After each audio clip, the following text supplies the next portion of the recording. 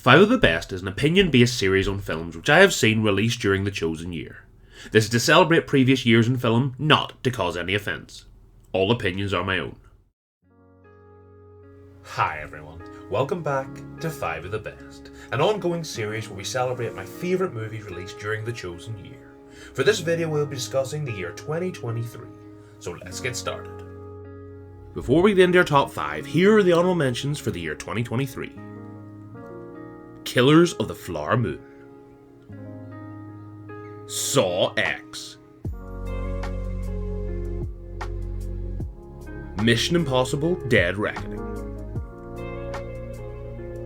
Evil Dead Rise, The Creator, The Hunger Games, The Ballad of Songbirds and Snakes, Creed 3, Insidious, The Red Door, The Whale, Wonka, and Saltburn. Now, let's get on to the list and start with number 5. Godzilla Minus One is directed by Takashi Yamazaki and stars Ryanosuke Kamiki, Manimi Hamabe, and Sakura Ando. So first of all, to start talking about 2023 and to start talking about Godzilla Minus One, I want to apologise for my pronunciation of those names, so straight off the bat, because I know I've probably butchered them, and I apologise. However, let's talk about Godzilla Minus One, a film that I actually saw right on the last day of 2023. I saw it on the 31st of December 2023 in my local cinema over the Christmas period because it arrived to us pretty late, and that seems to have happened. It seems to happen quite a lot over the Christmas period. There's a lot of movies that seem to be released here in Europe a good bit later than they arrive maybe around the other places in the world. So I was admittedly a little bit late when it came to Godzilla Minus One.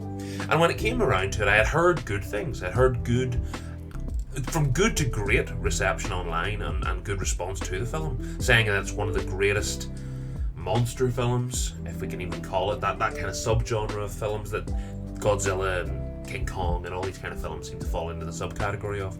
And honestly, if you'd have said to me a few years back, apart from the Peter Jackson King Kong in, 2005, which I think certainly featured on this series, I don't think, bar it, there would have been any film I would have thought in this kind of subgenre, this monster movie, or this, whatever you would call it. I didn't ever think that any of them would fall into the category of being good enough for a 5 of the best, bar, as I said, the King Kong, the Peter Jackson one, which I enjoyed a lot. But then Godzilla Minus One comes along. And honestly, not to be dramatic about it, but it is far and away the best monster movie, and I don't even know, that sounds so generic to say, I don't know what the actual terminology would be for this subgenre. Large villains that are taking over the world, or not taking over the world, destroying the world, or causing serious damage, destructive monsters. And Godzilla, I've seen quite a few iterations of at this point. From the one with Bryan Cranston not that long ago, obviously that became a trilogy, and then there was, Fallen Empire and King of the Monsters, and then we had Kong Skull Island, and there's been this kind of universe of theirs, and it's been okay. Some highs, some lows, but overall not too bad. But never anything that really was like an amazing film. And then prior to that, there wasn't really much. You had was it the Matthew Broderick 2000 and whatever year, or maybe it was in the late 90s, the Godzilla, kind of the famous one. And then it goes all the way back to, what is it, like the 1920s, 30s, something like that. Basically, Godzilla and these kind of movies have been around for a long time. But I don't think there's been a better film than Godzilla Minus One in that genre. Because what Godzilla Minus One does, it makes Godzilla's inclusion almost just a plot device, but the story being told isn't really about Godzilla. And that sounds so weird to say in a Godzilla movie, but I can't think of a better way to describe it, because what this is a veteran, a war veteran by name, a kamikaze pilot who failed in his duty, let's say, and feels great shame and feels like he's lost his honour. And the story being told as our lead character, and in that regard to, he has been through war, he has been through hell, and then when he's kind of wallowing in his sorrows a little bit, then Godzilla attacks. And not to mention, it attacks in a way that has quite clearly the best monster scene, certainly in recent memory. That scene when Godzilla attacks Japan is amazing.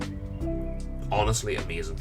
The atmosphere it builds, the tension, and it isn't this overly CGI Godzilla either. It's in some ways true to the original from all those years ago, but also the CGI, and that's something I really want to touch on. This film was not made for a hell of a lot of money, like so many of these studio films are, and it certainly would have cost a lot less than something like Godzilla vs. Kong would have cost to make. But what Godzilla Minus One does so well, it makes the most of what it has in all aspects, in story, in plot, in everything to do with the narrative, but also the visual effects, the emotional moments, the performances from the characters. Honestly, Godzilla Minus One is so much better than it has any right to be. And for me, I really like Peter Jackson's King Kong, but this has eclipsed it as the best of this subgenre of monster films that we've talked about. I think this film is brilliant. I think it's a film that, if you go into it expecting the same, which I kind of did. I kind of went in expecting, well, people liked it a bit more than the other ones, but it's still going to be a Godzilla film. And it is in its truest form, but what it is it's just so much more. It's an emotional tale about war. It's an emotional tale about hardship for humanity. And it just happens to be also one of the best films, including one of these giant monsters, in this case Godzilla. And the performances in here are so brilliant. Our lead character, played by Ryanosuke Kimiki, I probably shouldn't keep saying these names because I know I'm butchering them, but his performance in this is so enthralling, because in a really, and I find this with some of the best written narratives, his performance is one where you fully empathize with the character. Not that you can relate to his situation, but you can certainly you understand and you get where he's coming from. But then there is also decisions he makes out of fear, out of cowardice, and then obviously ultimately he kind of finds his courage. And the way that is told, plus the surrounding characters, and plus the narrative and the dialogue as a whole, I find this so much better in that regard than it had any right to be. And you know the way you get that with some films that are in a certain genre, and the genre's quite saturated, and you can't believe the depth of storytelling that is being on screen. And honestly, Godzilla Minus One might be the best example of that in recent memory for me. A film that I went into, yes, to see the spectacle, yes, to see the visuals, because I had obviously heard that was great, and they are. Particularly that scene kind of in the closing act with Godzilla, and they're trying to get rid of him. Let's put it that way. And when they do that, and the way that is done, it is done in a way that is so effective and so exciting.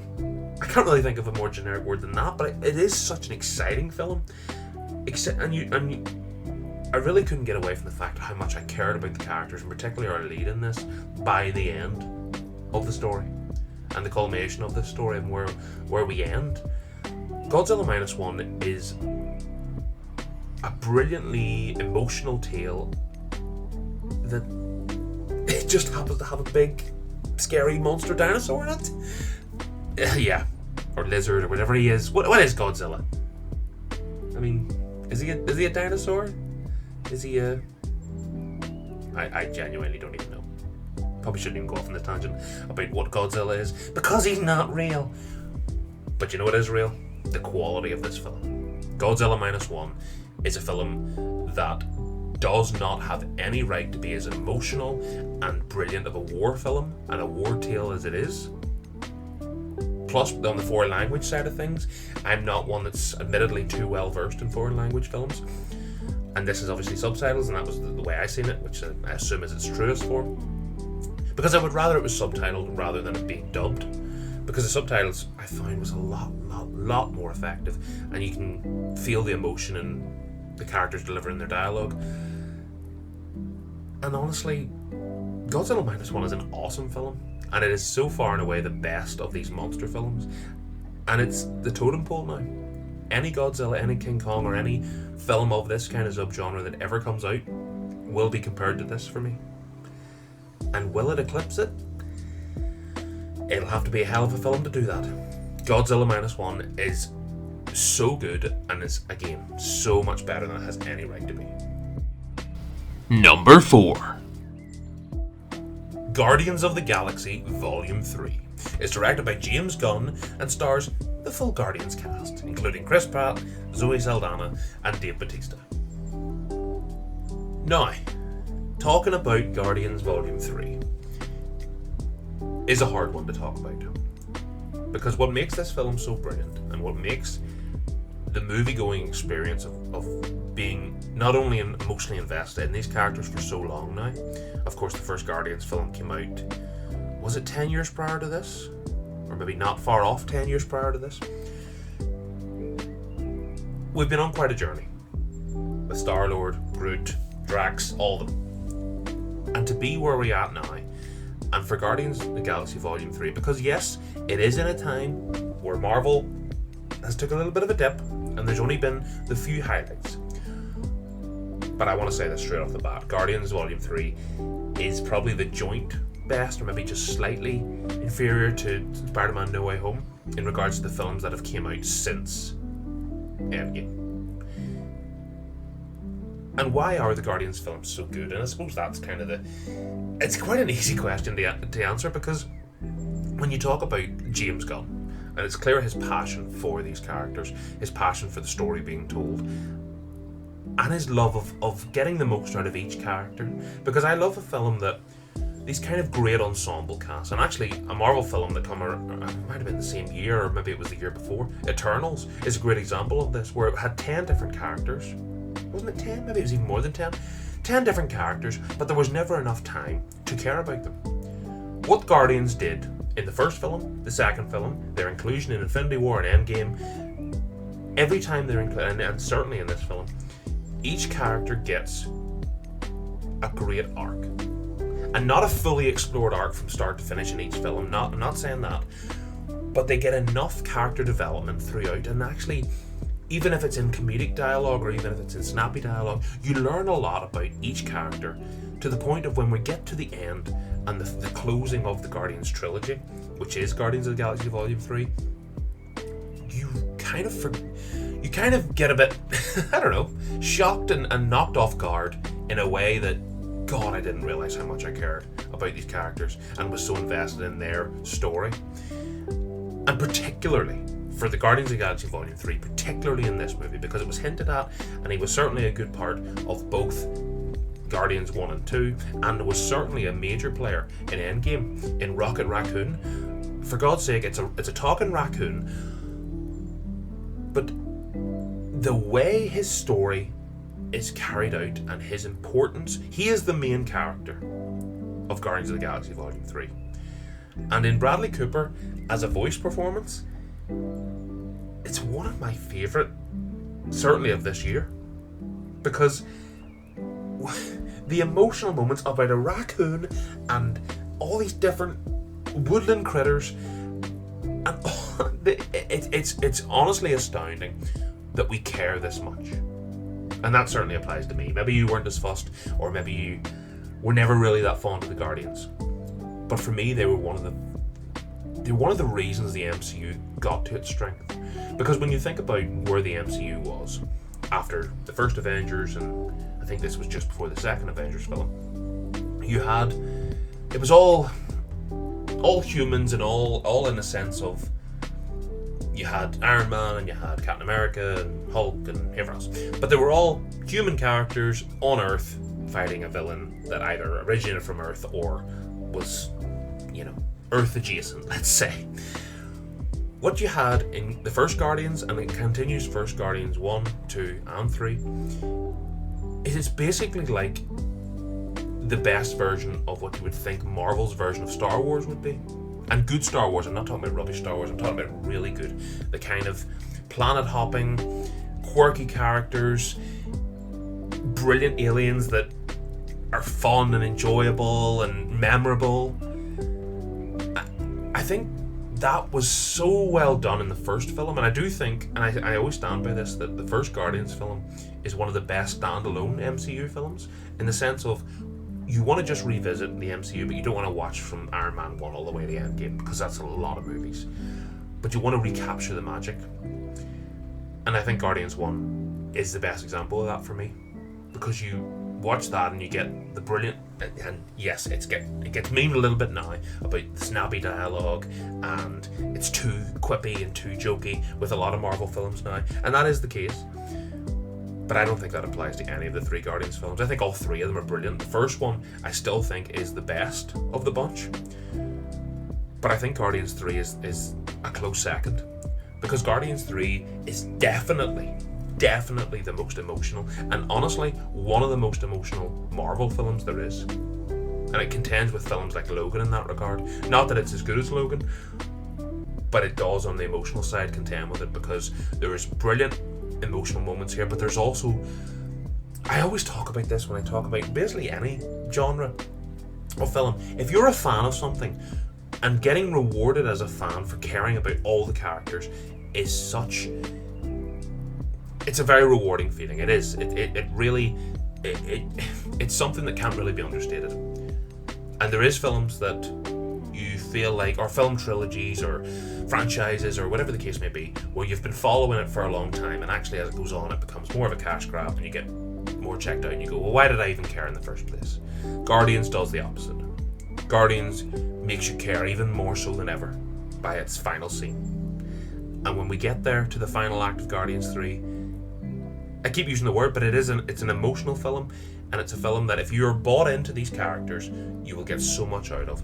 And also, it's a great close to the trilogy, because yes, in a way it does keep things open-ended for certain characters, but this iteration of the Guardians comes to a close, and in that, I don't know that it could have been handled in a better way, because it's clear, and again, this is me going over our own ground, but I say this all the time, when it translates from screen to audience member, that the cast, the production, the director, everybody involved in a film loves it and is passionate about the project doing well and being right.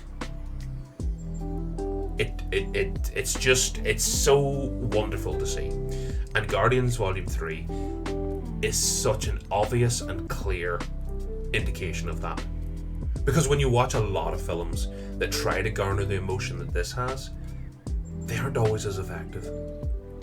But caring, again, as I say, so much about these characters, and for all of them to get a rewarding arc by the end of it, whether that's just in this film, or whether that's been over the three films, or whether that's been through Infinity War and Endgame and through to now, every character gets a rewarding conclusion, let's say.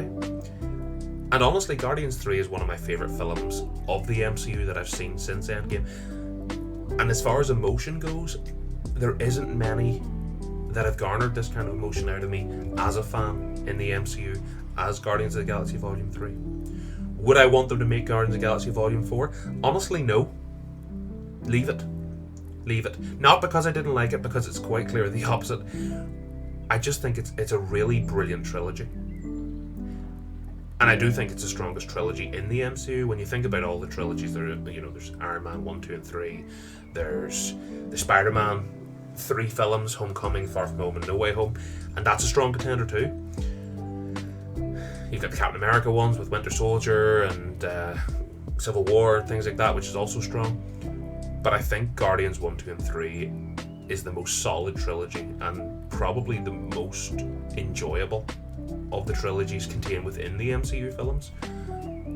It's just a brilliant experience, and it's an rewarding experience of being a fan.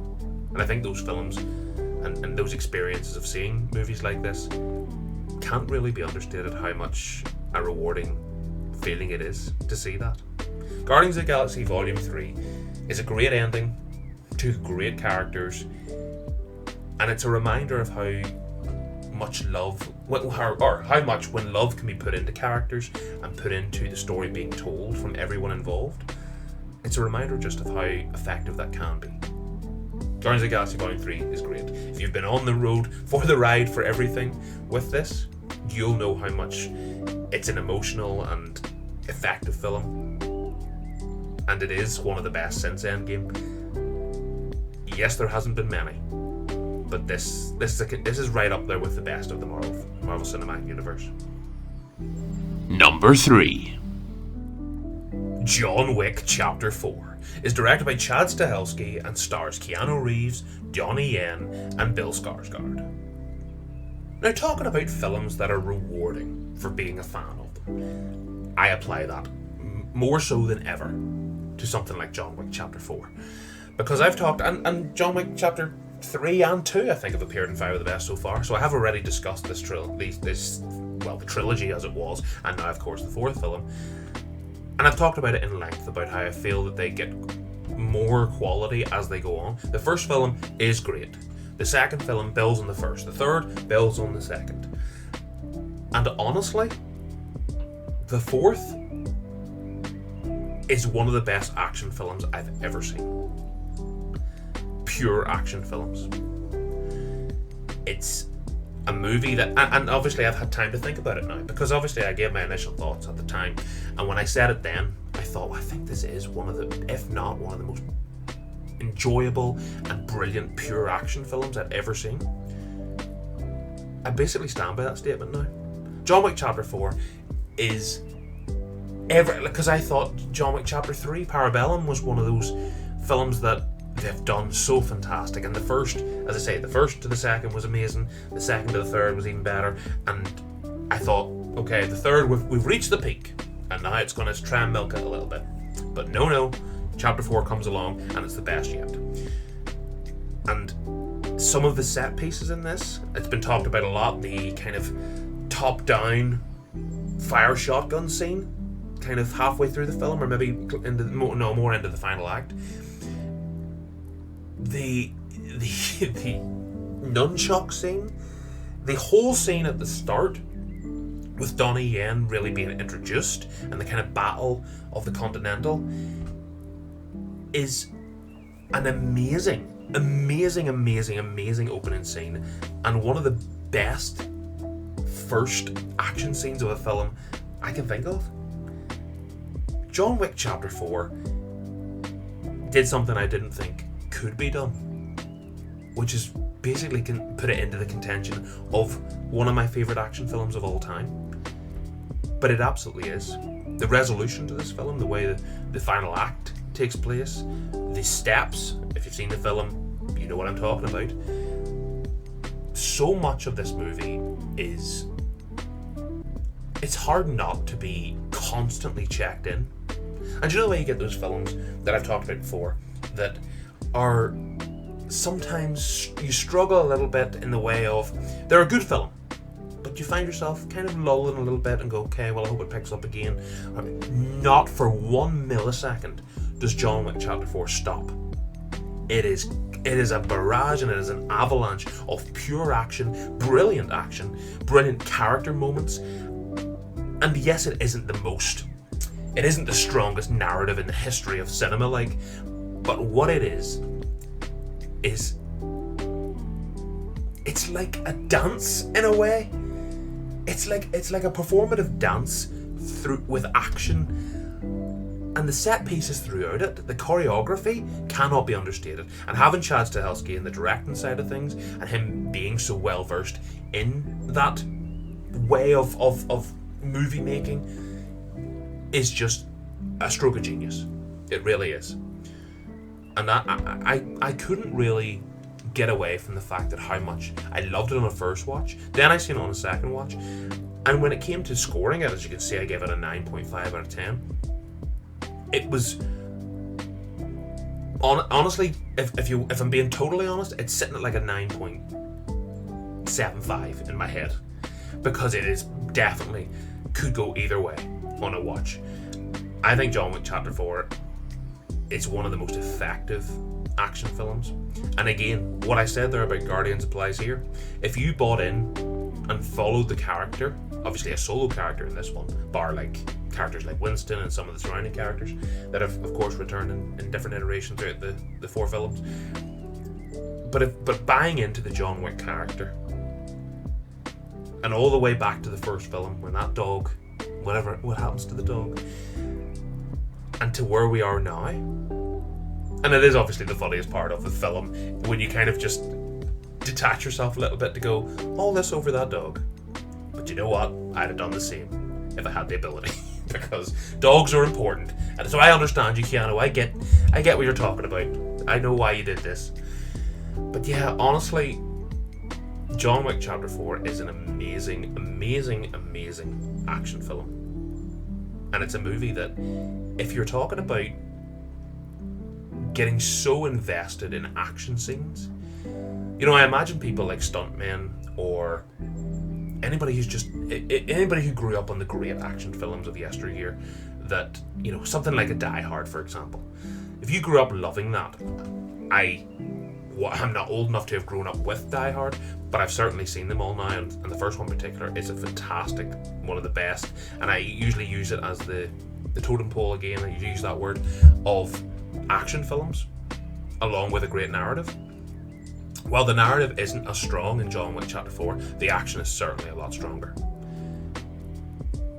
And I can't really I said this one in my initial thoughts at the time, and I think I've said that every time I've mentioned anything to do with John Wick, but I can't think of a series that does such a great job in building on its previous iteration, that its previous iteration was already so good. You know, and I know I'm constantly saying nearly the same thing for this, but for the first to be brilliant, the second to be even better, the third to be even better again, and the fourth to be now one of the best action films I've ever seen, if not the best. Where do we go next? Obviously we've got a spin-off with Ballerina and Ana de Armas coming out, and I would imagine they'll find some way to make more of these films, and I hope they do. Because in a way, I talked about the Guardians there, and in a contrast, I said, well, I felt that was a brilliant ending. And yes, it's a brilliant ending in John Wick Chapter 4. It is. And there's no getting away from that. It's a brilliant conclusion as well. But with a quality increase from film to film to film, I kind of want to see if that's going to keep going. Because it feels like they're mastering the craft of this kind of like gunfighting dance that they're doing in all these different iterations, whether it be nunchucks, whether it be katanas, whether it be fire shotguns, whether it be dogs in battle, any of it. Everything is just getting better and better and better. And this film is not quite a lengthy film to just be so much concentrated on the action side of things, but it doesn't feel like it. John Wick Chapter 4 is just one of the most awesome cinematic experiences. If you're an action movie fan, if you love gunfighting, if you love any kind of fighting on screen, there is so much to enjoy here. And before I go, I also want to mention Donnie Yen's performance. I thought he was such a, not an odd inclusion, because of course of his history in this kind of genre, it makes sense. But what a brilliant, brilliant inclusion he is. And it just steps, yet again, the narrative up just another mark. You understand his character's side of things, but then he's just one of these fantastically brilliant fighters, including his ailments. And then the other one is Bill Skarsgård as a villain. And of course, playing such an iconic character as Pennywise not too long ago, to see him in another, I would say, iconic role here as the villain of John Wick Chapter 4. And yes, he is a little bit over the top evil, but again, the motivations are clear. And I know people go, when they talk about any of these kind of action films, well, obviously the action was good, but I didn't really care about the characters or anything like that. I think the narrative for any of the John Wick films, and particularly this film, gets kind of understated, because they're good. This constant battle with the High Table and everything like that, the battle over the Continental and Winston's emotional attachment to that, the history of kind of that you nearly write for yourself between John Wick and Winston throughout these films. Honestly, the narrative, while it doesn't hold your hand in the way of its storytelling, it's more effective than you would think. And honestly, I could wax lyrical about this film for a long, long time. But all I will say is if you love your action films, the John Wick franchise as a whole is just truly one of the best. And certainly, I think it's hard to deny the best of the modern era. And John Wick Chapter 4 is the pinnacle of that. And it's not often, if ever, in any kind of franchise, that the fourth outing is the best. But for me, John Wick Chapter 4 is exactly that. The best iteration of John Wick, the best film of the John Wick franchise, and honestly, my favourite, for sure, my favourite modern action film, and is definitely a contender for my favourite action film ever. It is so brilliant. Number 2. Across the Spider-Verse is directed by Joaquin Dos Santos and stars Shameik Moore, Haley Steinfeld, and Oscar Isaac. So here's the first of two 10 out of 10 films that I awarded in 2023. And the first one is a sequel and a follow-up to another 10 out of 10 film, which is Into the Spider-Verse, with now Across the Spider-Verse, a follow-up to a film that I did not think could ever even come close to the first. Not because I didn't trust the people making it, or the love and the craft and the passion for it. It was more because the first one was such a surprise in the quality and the shock factor. And when we talk about Into the Spider-Verse, before we talk here about Across the Spider-Verse, Into the Spider-Verse, as I say, was that shock, but also it was the quality and truly the quality of animation and the visuals are just second to none, or certainly are some of the best I've ever seen when it comes to animated films on a big screen or any kind of screen. But not only that, Into the Spider-Verse had so much more heart than it had any right to be, and so much more quality, and so much of a better narrative, and honestly it is the best Spider-Man film. And then Across the Spider-Verse comes along, and then we have that debate, because I was truly amazed at how much I loved Across the Spider-Verse and how much they did right in the way it differs to the first. Because yes, it is that kind of grander scale, if you like, and it certainly builds more into the multiverse side of things, but not in a way that's been pandering, or not in a way that's been overdone, like in some of the other Marvel entries and certainly the live action ones. Across the Spider-Verse does it in such an effective way, and the thing that surprised me most with Across the Spider-Verse, the biggest direction it takes in a contrast to the first film. The first film is, of course, the Miles Morales origin story, and how it ties into the other stories through multiverse and everything like that.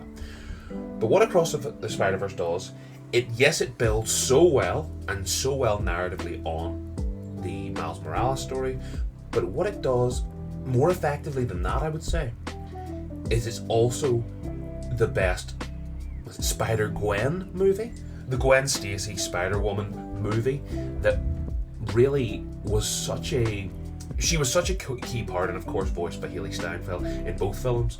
And in the first film she was kind of the co-lead, if you like, or certainly the biggest supporting role in the first film.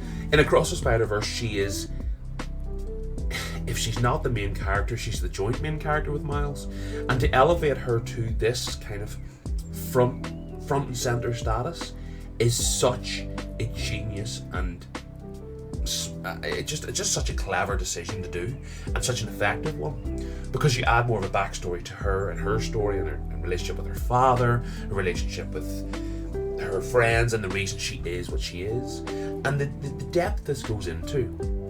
And the way it builds the overall narrative, because there's a lot of things going on at once. You've also got the villain of the Spot, which is actually, as much as it's a good villain and an interesting villain, it feels like the least important part of the narrative in a way. And that's not to say that it's bad, but it's the real pure character development that both films have done now. But what the first film does, and what the Across the Spider-Verse doesn't do, the first film ends. The first film ends in a way that has a conclusion. And yes, there is that little bit where she kind of teases that she can still open the portal to see Miles. Okay. But what Across the Spider-Verse does is it's one of the best cliffhanger endings to a film I've seen in a long time.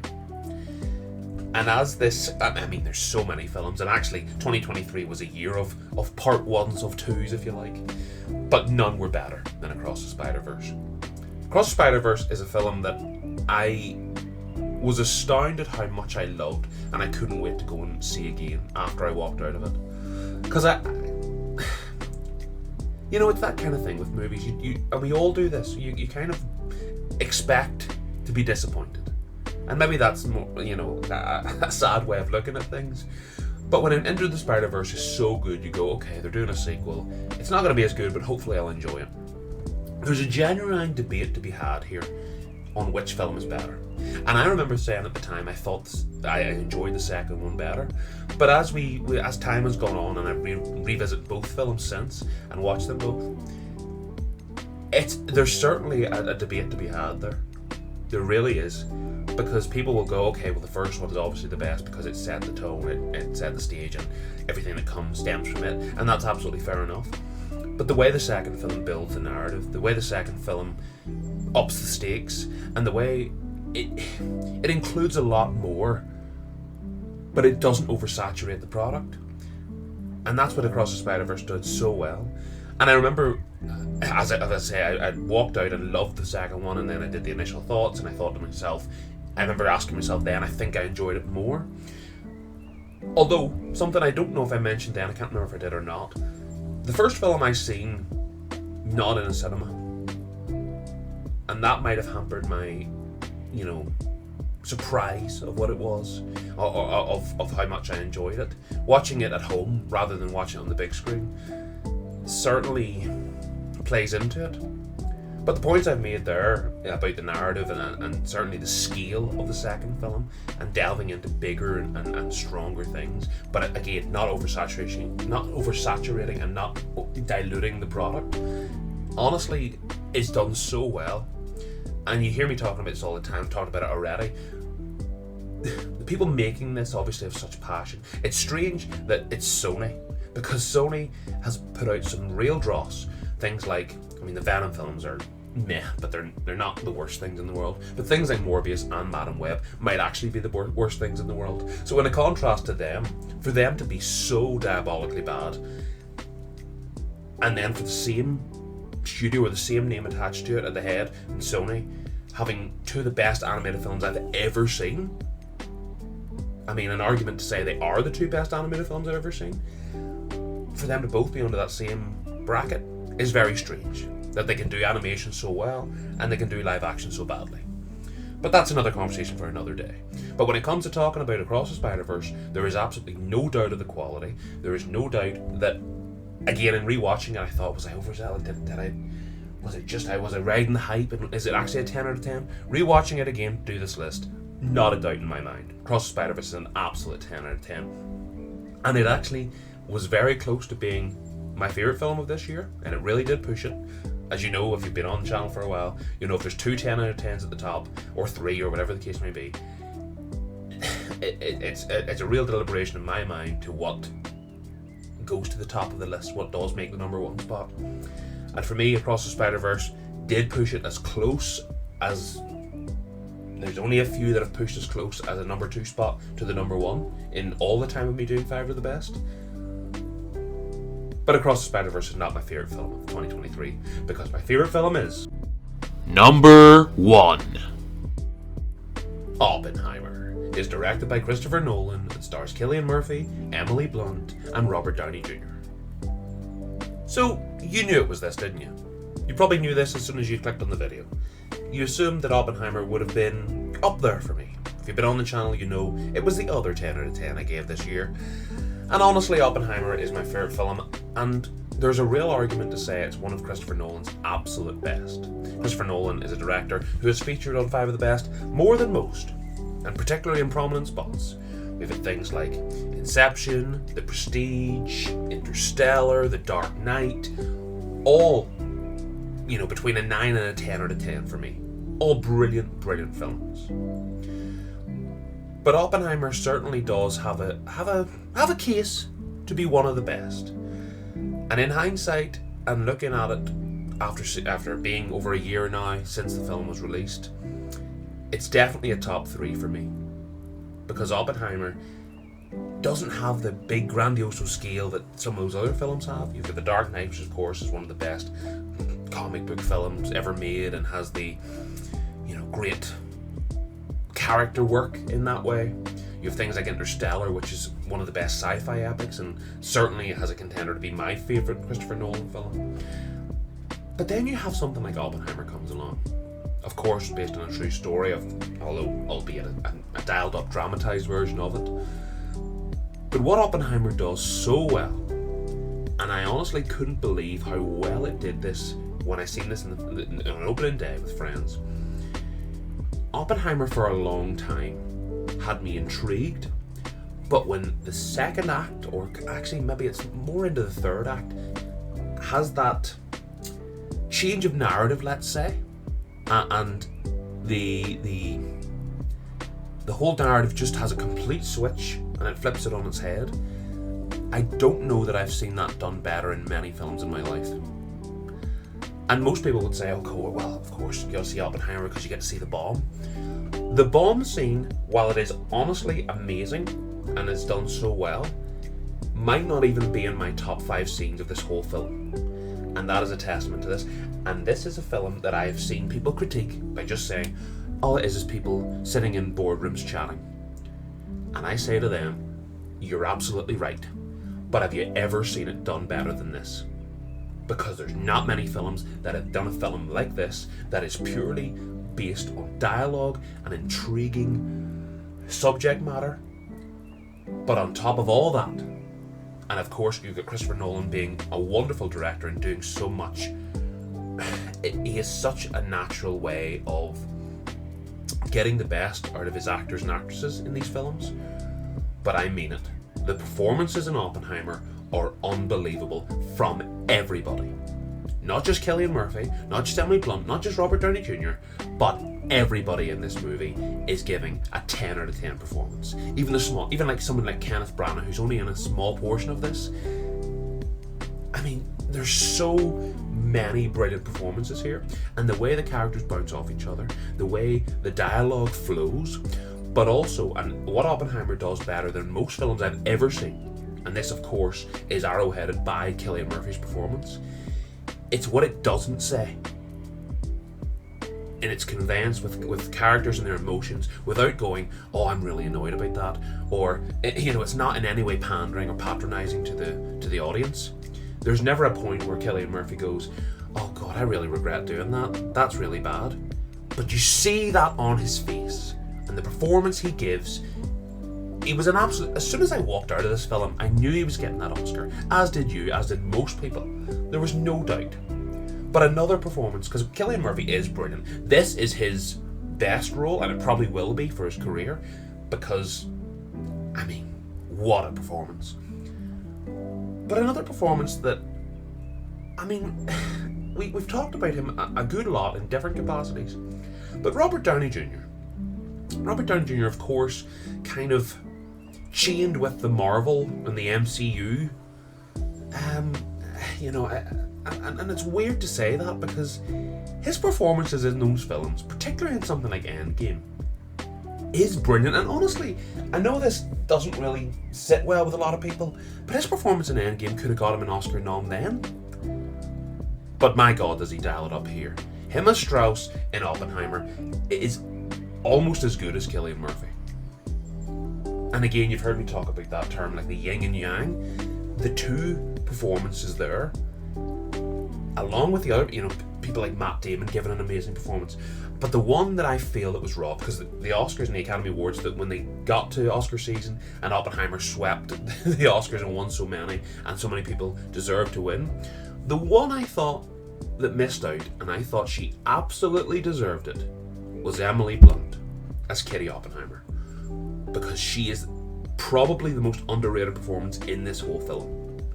She is absolutely, and this is the one, because a lot of these actors and actresses, I thought, okay, and people like Florence Pugh as well in this, where I've gone, okay, they're either good to great, but I'll be honest, and I like Emily Blunt in a lot of things. I actually think she's one of the more charismatic female actresses that are working today.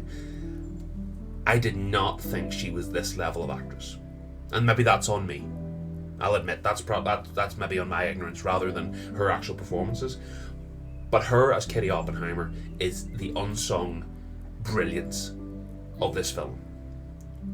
But there is so much. I mean, I could wax lyrical about Oppenheimer forever. And I don't just want to go over what I said in the initial thoughts, because if you've seen that video, you'll know how much I loved it then, and I love it now. I've seen it 2 or 3, I think it's 3 times since.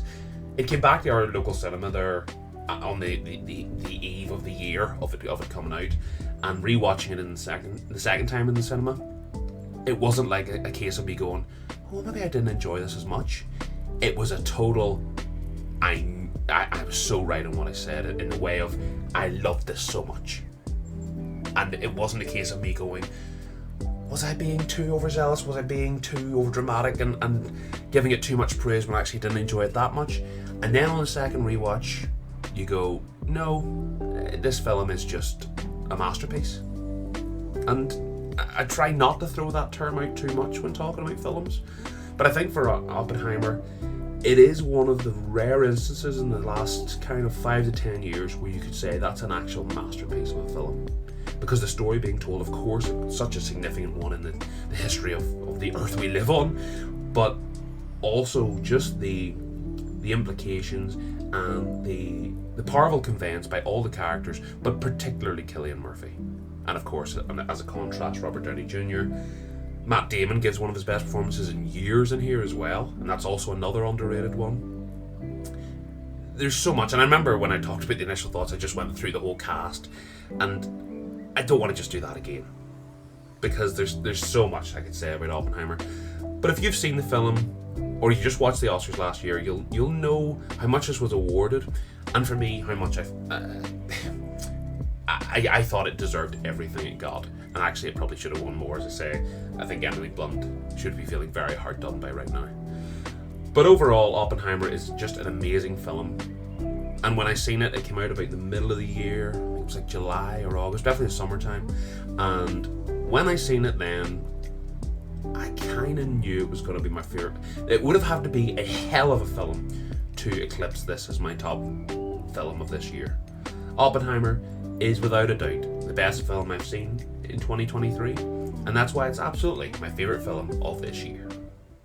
So that has been the year 2023. A great year, one of my favourite years of film, and maybe like a top 3 or 4 film year ever. When I look back on 5 of the best and I think about the quality, there was a hell of a lot here, particularly with that list of honourable mentions. And let's go through a few of those, because you know I always like to touch on a few and the ones that were closest to break into the top 5.